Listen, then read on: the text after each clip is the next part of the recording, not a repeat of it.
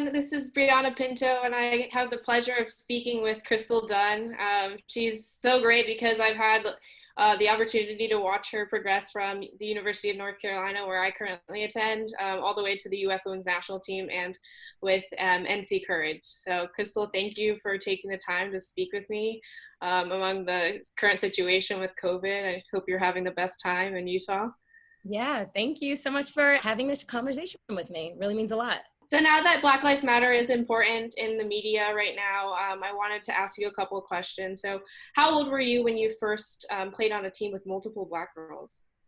Oh, good question. I mean, I was probably around the age of 12, 13. It was actually one of my really good friends that I'm close with till this day. Her name is Patrice. But yeah, we played on the same club team when we were 13 years old. So for a long time, I was the only Black girl. I'm sure you've had similar experiences. What about you?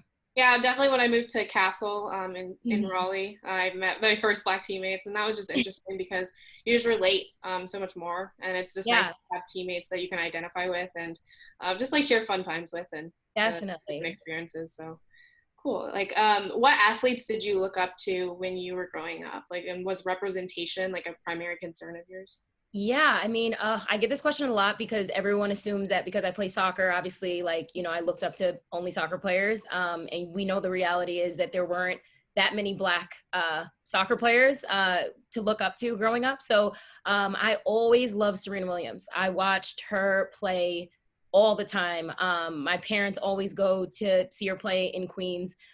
So it was just, you know, watching her play was something that I really enjoyed just because I saw myself in her. When I was young, I had really defined arms and really, you know, strong legs. And I always thought to myself, oh my gosh, this is like, I look stronger than the boys. You know, I always kind of had that kind of insecurity about my look because I was like, wow, I know I need to be strong for my sport, but yet I don't know how it's perceived in the world to have like all these muscles and all these definitions in your legs. And I think for the first time when I was watching Serena, I was like, she looks like me, like she's strong and like just powerful. And that is what I feel like I possess in my qualities. So, you know, just watching her just dominate her sport was something that I was like, I am striving to be as good in my sport as she is, just so I feel like, you know, I can feel the energy that she possesses in her sport.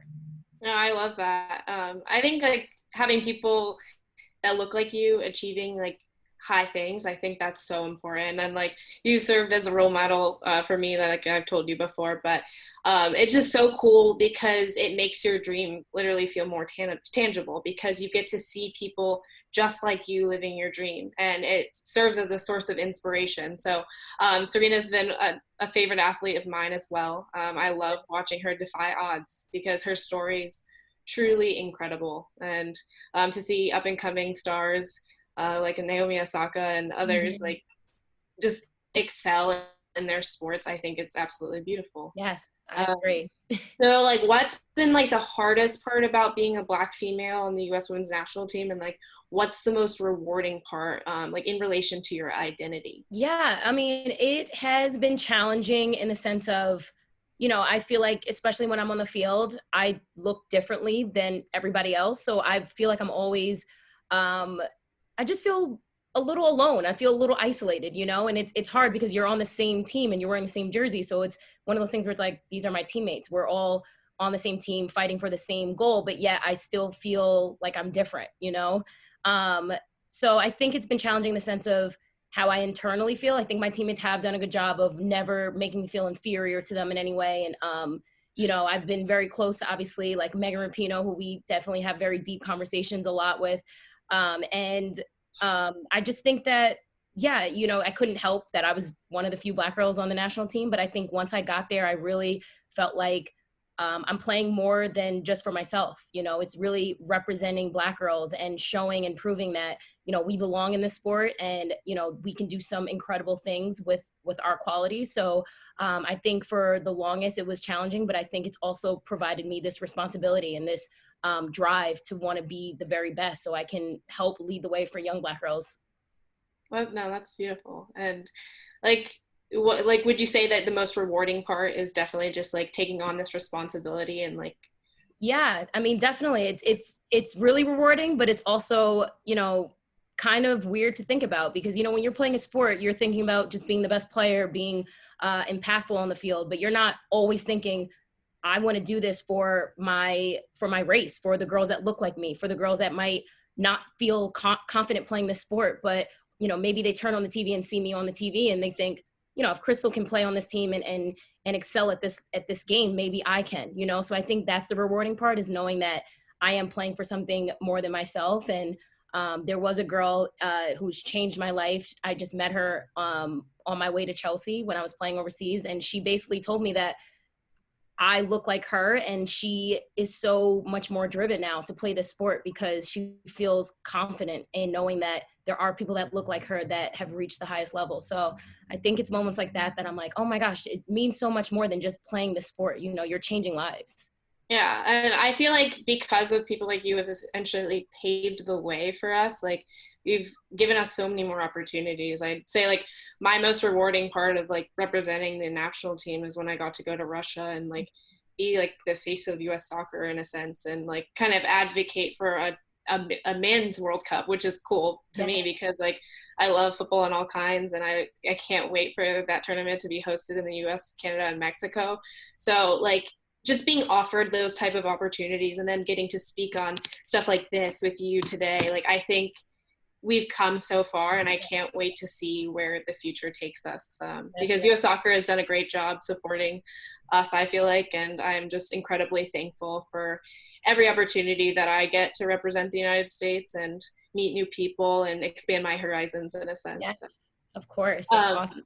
So building off of that and like your identity, I saw a tweet by Zira King on the Utah Royals, and she talks about representation in soccer, and she specifically highlights trophies. So I had never thought about it when I saw it, but like trophies have like straight ponytail, and I thought to myself, well, that doesn't represent like my natural hair type. So like, could you speak on what it was like for you as you grew up, like in embracing your identity and like even your hair, or like how you represented yourself? Could you talk about that? Yeah, I mean, for a long time, I never knew what to do with my hair. I was like, okay, I'm playing this sport. Obviously, I don't want it in my face. I need to figure out a hairstyle that I think makes me feel confident and makes me look good, but also is efficient for playing the sport that I love, you know? So I did see that tweet, and I think it's something that I didn't think much of. So it's actually really great that she put that out there, because it really changed my mindset. And now the way I look at how they portray even the emblem for the NWSL, you know, it's a girl playing soccer, and her ponytail is very straight. Of course, we have no idea. There's no color of, you know, skin color of that person. But again, Zaire has short hair, and it's one of those things where any young girl with short hair is going to see, you know, the symbol of the NWSL and see that same sign in trophies and think, oh, that girl doesn't look like me, or I don't have the same features as that girl. So can I see myself in this sport or playing this game? And I do think representation is really important. It really can change and shape someone's mindset about how they feel about themselves trying to play a game that they love. Yeah. Oh, absolutely. That's another reason why I love like Serena, because she makes a statement every time that she comes out on the court. And even with Wendy Renard, I thought it was so cool growing up to watch her like play with afros or corners, really express herself. And even now you see like players like Marta with lipstick, or the forward on the Netherlands. And I just think that's so cool, because with women's sports, we have the opportunity to be so much more than just a soccer player. We get to express ourselves. And I think like as a Black woman, like you bring so much culture and unique qualities to the game. So like I want to show that, and I want that to be embraced. So I think it's super, super cool, like to only reflect on my journey, because I remember like when I was playing club soccer and I was younger, I would try to like do the high ponytail with my teammates, and I would straighten my hair for it. And I loved it at the time, but I've grown as a person. And I think like soccer, like being exposed to so many different people, it gives you the opportunity to learn so much more about yourself. Definitely. I mean, and like you use the word perfectly, you've learned and you've grown. And I think that's really, where we are in the world right now, is people just listening and learning and you know, seeing things in a different way. Like I just said, like you know, Zaire's tweets, like I didn't even know about that. You know, I didn't even think about it. I was just like, oh yeah, we're hoisting up this trophy. Like, you know, cool, great, put it down. And now I'm going to be so much more open-minded about seeing certain symbols and emblems and thinking, okay, hey, like that doesn't look like everybody. That doesn't represent all the girls or all the different people that make up this sport. Yeah, but I think like again, like soccer is so unique because it brings so many different people from all around the world together, and I think we've seen that through the NWSL Challenge Cup and at the international game. So I just love tuning in and watching all of you guys do your thing. But great, I'm glad you've been watching. no, it's been great. My family signed up for the CVS All Access Pass, and we're loving it. And my roommates are having watch parties, so we're supporting you guys all the way. So I'm going to change course, and I wanted to talk about the kneeling because it's been a huge part of media and a huge part of sports, especially today. So when Megan Rapinoe first kneeled during the national anthem, like how did that make you feel? Like, did you feel compelled to partake in a peaceful protest that you so closely like identify with, or? Yeah, so during that time, just a little background story. It was 2017. We had a camp, and Colin Kaepernick had kneeled already in some of the NFL games, and then Megan Rapinoe came in and talked to the team about her idea of wanting to kneel for these next couple of games. And everyone was very, supportive and basically said, that's awesome. And I think for me in 2017, I wasn't very locked in with the team. My career wasn't where I wanted it to be. I wasn't really starting or, playing a whole lot of minutes. So I just knew at that time too, like, if Megan Rapinoe's kneeling, like, that's awesome. Like, she is going to make this bold statement, and I support her. We've had so many conversations about it. And I remember just saying, I don't know what's going to happen. And if you're going to kneel, that's great. But, you're a legend. Like, let's kind of see how this plays out. And then after she was kneeling, I did see the reaction of people, being angry with her. And we've again had conversations after that. And I supported her. I've always supported her. I think my internal conflict was my status on the team.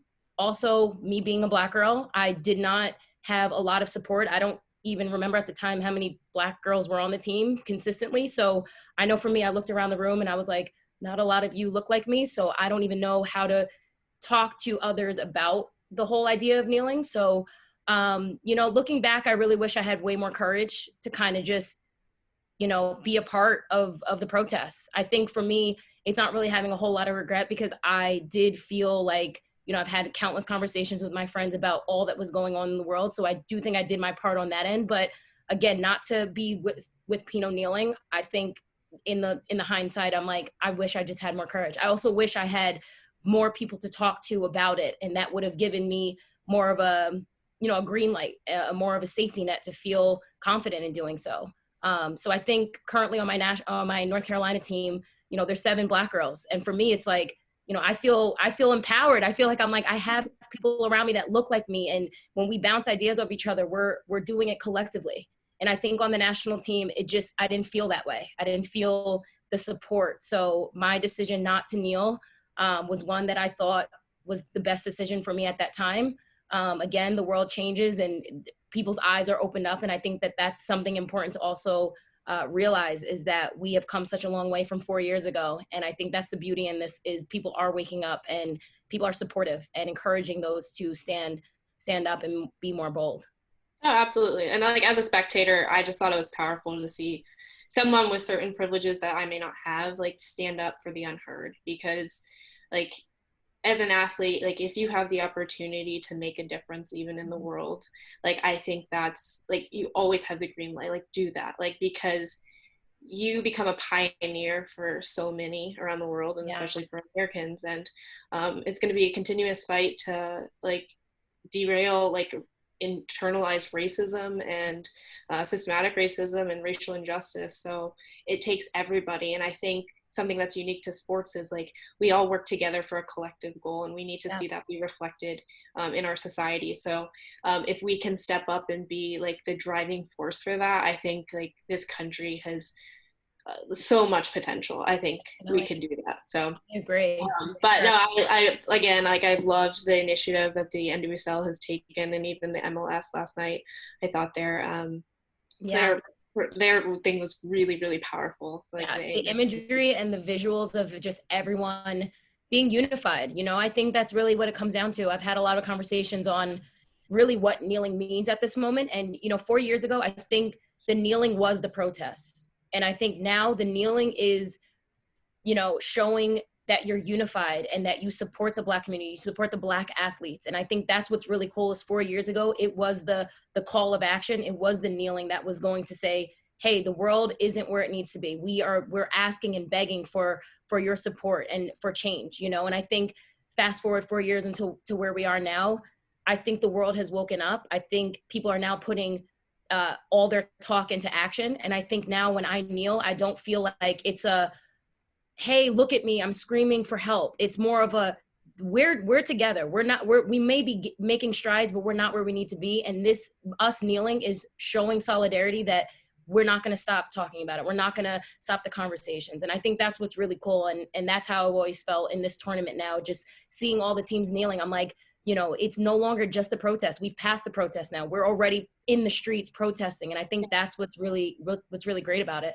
Yeah, absolutely. So, with respect to like NC Courage, like how have the conversations been among the Black and white players on your team, and like how are you guys like what are you guys doing to become more educated on racial injustice in America? Yeah. Like within the team?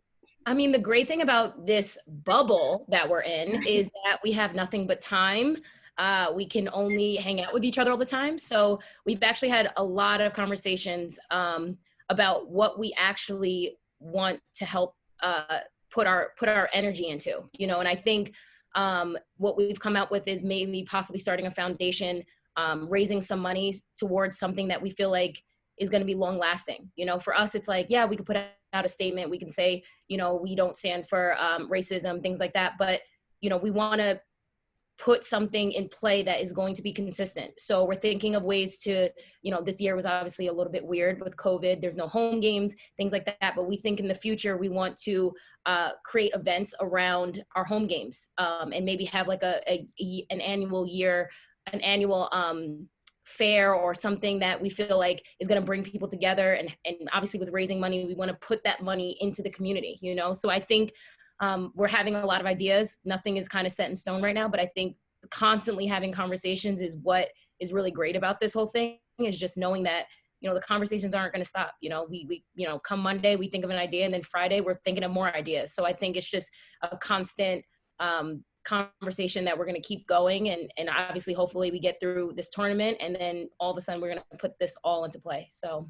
Well, I think it's amazing that you like the league is doing such a great job of like thinking like how can we be better for the future, and although like coronavirus hasn't presented the best circumstances, it's given us time to think about like what we want to do in the future and how we can make a difference in our community and to, like, be mindful of those that are around us. So I love everything that you suggested, and I can't wait to see what happens in the future. So another question is, like, as one of the most capped players, Black players on the U.S. women's national team, what would you tell your younger self, like, in relation to being one of the pioneers for Black girls playing soccer in America? Oh, man, I would tell my younger self a lot of things, but I would say just be confident. You know, confidence is so hard, especially on the national team, regardless of what you look like. You know, it's already hard to make it to that level and consistently be there. But I think for me, it's just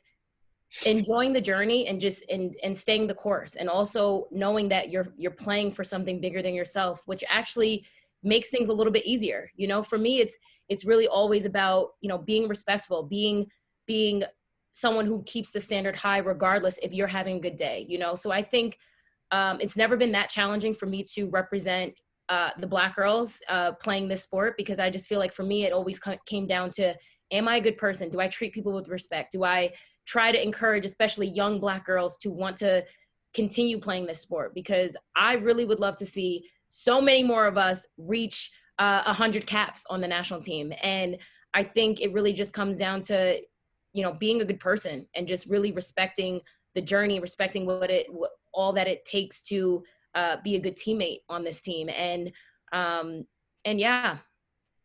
Oh, that's awesome. And something I thought that was really cool that U.S. Soccer's been doing is, like, kind of uniting the women's side as a whole. I thought it was super cool when we had meetings, like positional meetings, and we get to learn from, like, the mistakes being made at the highest level, and it shows us, it reminds us that like nobody's perfect and we're all going to endure struggles. And when you get to interact with players who are playing at the highest level, like it shows you like where you want to be both on the field and off. And we're getting the chance to learn so much from all of you. And it's just so great to like hear that message of what you would tell your younger self, because I think that's stuff I can identify with as well. And I know it's stuff that younger fans who will see this video can definitely resonate with. So thank you for sharing that. Yeah. And so has there been a person of color who's been influential in your career that's like helped you navigate the challenges that you faced, like in addition to the staying grounded among all the success that you've achieved? I know this is so cliche, but like I give everything that I have to my parents. Like they came from not a whole lot of money. They're inner city kids, they, just didn't have a lot, and I think them moving out to Long Island and, giving my brother and I a better chance of, having a better education, just more space, a safe neighborhood, that really is what put me in soccer. I was exposed to the sport because down the street from my house, there were soccer fields and kids playing. So I think my parents are a really big part of why I even play this game. And on top of that, they've always taught me to be, humble. I think for me, I'm always humble because out of all the success I have, I just feel like you can't rest on your laurels. You have to keep staying hungry. You have to keep learning and growing and wanting to be better, because I've always thought the moment that I don't want to learn and grow is the moment that I'm retiring. So up until the day I'm hanging up my boots, I feel like I constantly have to have that kind of underdog mentality and feel like, I'm good, but I need to be great. I need to be better. I want to keep learning and growing. And I think my parents are a huge part of why that was instilled in me, because they came from not a whole lot and worked their way up to a good neighborhood, a good place for their kids to grow up. And that must have been really challenging for them, but they did it with so much ambition. And that has really trickled into me with my sport and how I carry myself from one day to another. No, I definitely agree. And I think something specific to like Black children growing up in America, representation, like I said, does matter. Mm-hmm. Because like growing up, my parents always taught me that you can do anything that you set your mind to.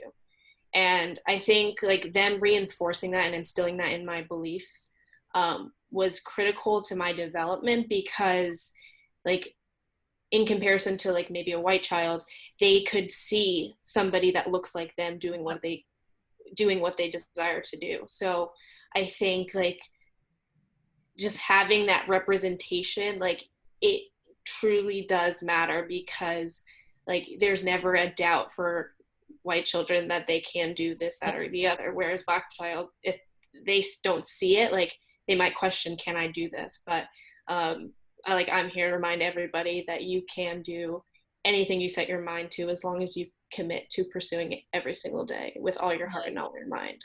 And that's something I'm extremely thankful for my parents, because they pushed academics first, mm-hmm. because they believe that academics are the ticket to everything in the world. Then they pushed athletics, because if athletics fails, which it could end tomorrow, they want to make sure that I have a backup plan, and that I can pursue something that I love equally as much. So I'm like you, I'm so grateful for my support system, even my brothers, because they pushed me to be better, and they just challenge me every single day. So I think family is essential to growth, and just having a group of people who really believe in what you're trying to do. I feel like your parents also, like your family in general, just are the first people that instill confidence in you. You know what I mean? Like you said, it's your parents telling you from a young age, you can do it, you can achieve anything that you put your mind to. And I think that's why, like, everything I have, everything I stand for really came from my parents teaching me that from such a young age, to just,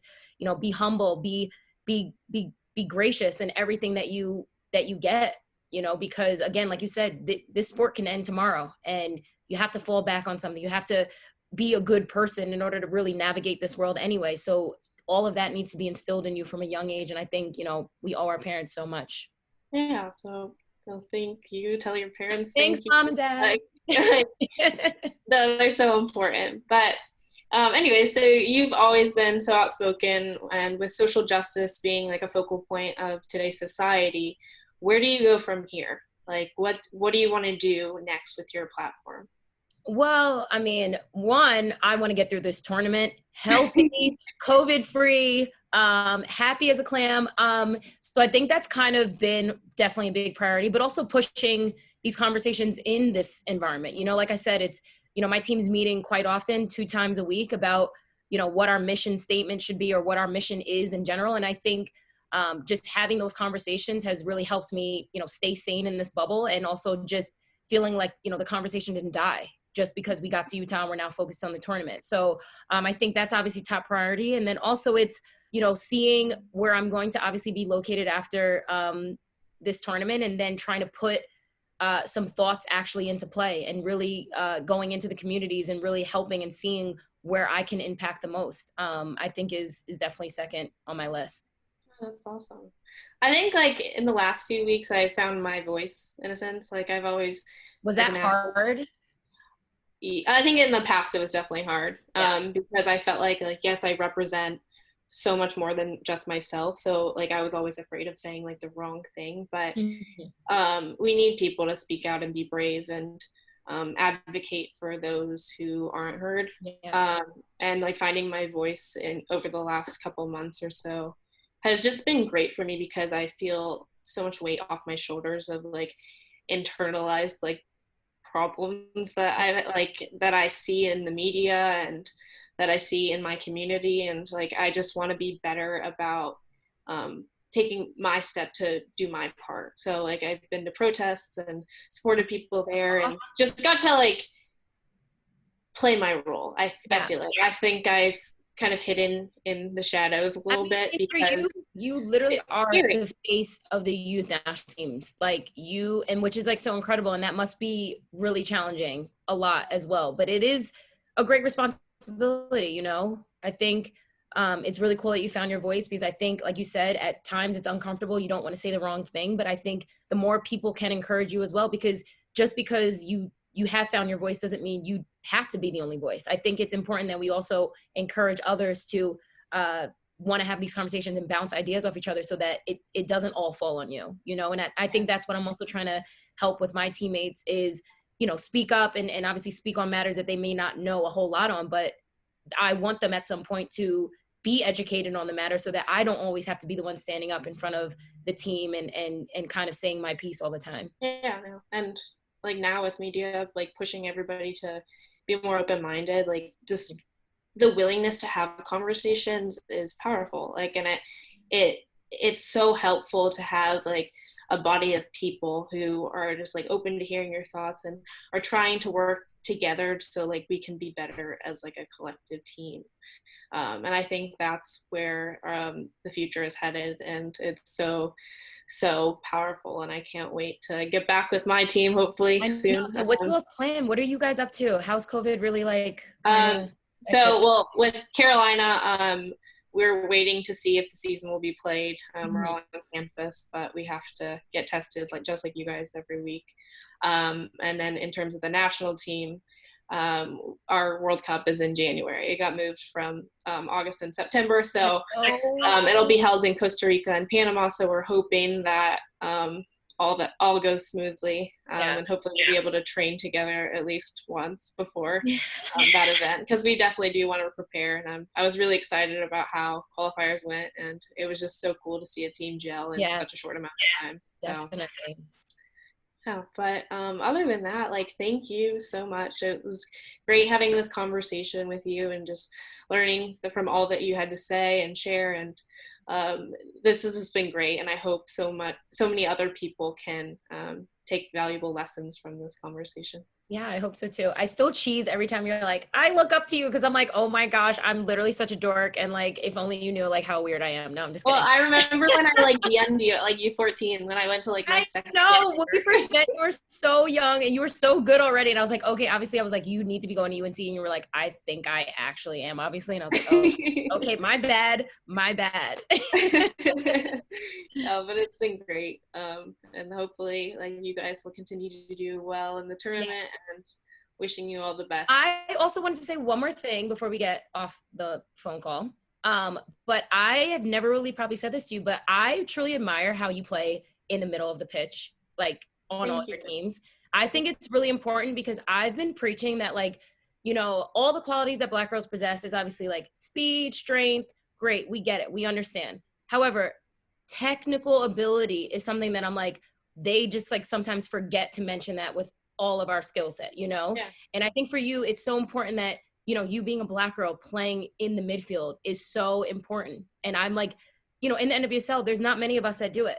And it's crazy to think. I mean, a lot of us are typically forwards, or maybe we play in the back line or things like that. And I'm like, representation in the middle of the pitch is so important as well. And, you know, you got that. Like, you are literally leading the way, and it's really great to see. Thank you for sharing that. I actually wanted to like touch on that real quick, but like I think everybody characterizes you as like versatile, and I think you defied odds by being so flexible and being able to snap into one position and make the most of it and totally excel. And I don't think many people can do that. But like going forward, like I want more Black girls to be encouraged to like run the field essentially because they can. They're just as capable, and they have the technical ability to do so. And we just need to invest in that part of our game, because like if we give everybody the same opportunity to excel and like lead the team from the middle and like